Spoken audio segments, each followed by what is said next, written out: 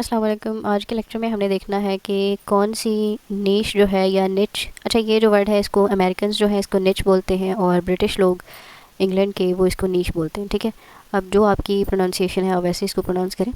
तो जो है निश कौन सी जो है वो बेस्ट रहती है ईबे के लिए। देखें ये जो है ईबे, ये एक ट्रेडिशनल मार्केट प्लेस है जहाँ पर आकर लोग अपनी प्रोडक्ट्स खुद सर्च करते हैं एंड देन जो टॉप पे उनको लिस्टिंग कोई मिलती है या तो बहुत कम प्राइसिंग में, ठीक है, या उसके रिव्यूज़ अच्छे हों, ठीक है, प्रोडक्ट की डिस्क्रिप्शन टाइटल वगैरह अच्छे तरीके से लिखा हुआ हो ऑर्गेनाइज़ करके, ठीक है, तो उस चीज़ को वो परचेज़ कर लेते हैं। ठीक है, अच्छा, अब इसमें जो है पेट फूड ये बहुत ज़्यादा इसकी सेल है। ठीक है, और किचन में डिश वॉशर्स जो होते हैं, लिक्विड जो होता है, हम यहाँ पर पाकिस्तान में एशिया में ज़्यादातर हम सोप्स यूज़ करते हैं किचन में, बार्स, लेकिन आउटर कंट्रीज़ में लिक्विड फॉर्म में इसको यूज़ किया जाता है। ठीक है, स्टेन रिमूवर्स होते हैं वो किचन के जो टेबल्स वगैरह होते हैं, ठीक है, या फ्रीज़र पे या उनकी शेल्फ पे या इवन के जो बर्तन होते हैं उन पर भी अगर कोई स्टेन हो तो उसको भी रिमूव करने वाले, ये आप सेम यही वर्ड्स जो हैं आप अमेज़ॉन पे ईबे पे सर्च करके देख सकते हैं। ठीक है, और ये रग्स और मैट्स, हाँ ये भी बहुत सेल होते हैं, मैट्स के साथ मिट्स भी बहुत सेल होते हैं।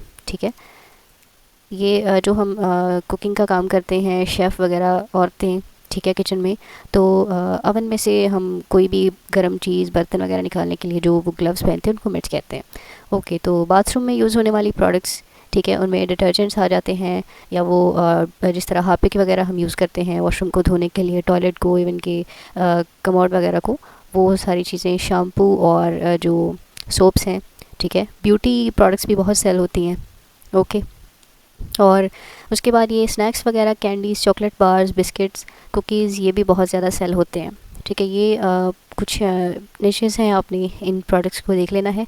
बाकी ये है कि इनमें सैचुरेशन भी बहुत है ईबे पर, ठीक है, और लेकिन सैचुरेशन के साथ साथ ये है कि इनमें सेल भी काफ़ी आ जाती है। अच्छा, यहाँ पर अब कुछ ऐसी निशेस हैं कि जिनसे आपने अवॉइड करना है। ठीक है, इसमें यह है कि आपको रिफ़ंड का जो है वो मसला आ जाएगा, आपको रिफ़ंड करना पड़ेगा, प्रोडक्ट जो है वो अक्सर सही नहीं पहुंचेगी। ठीक है, या कोई और भी जो आपका कस्टमर है उसको कोई लॉस वगैरह हो सकता है। ठीक है, कोई रिस्की काम नहीं आपने करना। तो अब यहाँ पर मेडिसिन हैं, अब मेडिसिन अक्सर ऐसा होता है कि साइड इफ़ेक्ट कर जाती हैं। ठीक है, या जो हमें क्या पता कि किसी के पास अगर स्टॉक पड़ा है तो वो कब से पड़ा है या उसके यूजेस क्या हैं क्या नहीं हैं, तो हम जो है वो मेडिसिन में नहीं जाएंगे, इलेक्ट्रॉनिक्स में नहीं जाएंगे। इलेक्ट्रॉनिक्स की जो चीज़ें हैं वो पहुँचते हुए अक्सर शिपिंग में जो है उनके कोई पार्ट्स जो हैं वो डैमेज हो जाते हैं। ठीक है, तो जब वो प्रोडक्ट पहुंचती है कस्टमर तक, मे बी वो चीज़ उसमें कोई डैमेज आ जाए, ठीक है, कोई डेंटिंग आ जाए, उसमें डेंट पड़ जाए, तो बाद में फिर आपको रिफ़ंड का सारा वो प्रोसेस देखना पड़ेगा। ठीक है, ये आप ही का लॉस होगा, ये भी रहने दें। और ग्लास से बनी हुई कोई भी प्रोडक्ट्स हैं, ठीक है, घर में रखने वाली वेसिस, वैसे तो जो वेसिस का है ये काम बहुत इन हाई डिमांड है। ठीक है, बहुत से लोग जो हैं वो करते भी हैं, स्पेशली शॉपिफाई पे उनका जो है वो काम ही सारा होम डेकोरेशन पे होता है, तो वो वेसिस ही ज़्यादा सेल करते हैं। लेकिन उनके अपने सप्लायर्स होते हैं और उनकी जो है वो कुरियर सर्विस भी वो उनकी पर्सनल होती है। ठीक है, लेकिन आपने जो है ड्रॉप शिपिंग में एक ग्लास से बनी हुई जो चीज़ें हैं उनसे आपने जो है वो इज्तनाब करना है, इनसे आपने अवॉइड करना है, ये नहीं आपने सेल करनी। ठीक है, anything that can be broken during the shipping. ठीक है, प्लास्टिक की कोई भी ऐसी प्रोडक्ट जो है जो मतलब टूट जाए, ग्लास की या प्लास्टिक की कोई भी ऐसी चीज़ जो शिपिंग के दौरान टूट सके, आपने उसकी लिस्टिंग नहीं करनी। ठीक है, और इसके बाद ये है कि इंटरनल हेल्थ, ठीक है, कि मेडिसिन वगैरह इसमें आ जाती है।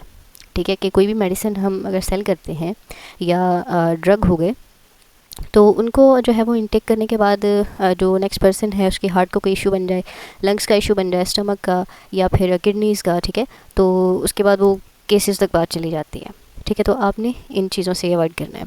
ओके, अब ये जो है ये वार्निंग्स अक्सर जो है डिटर्जेंट्स आप देखेंगे कि कुछ उन पर ना वार्निंग दी होती है। यहाँ पे हम एक डिटर्जेंट मैं देख लेती हूँ, मे बी यहाँ पे आ जाए।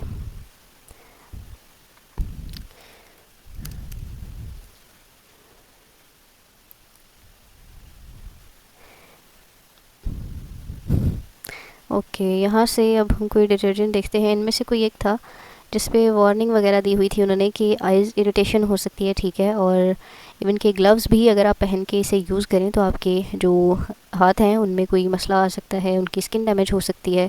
ठीक है, यहाँ पर इस जगह पर उन्होंने एक वार्निंग दी होती है ना प्रोडक्ट के नीचे, बिल्कुल।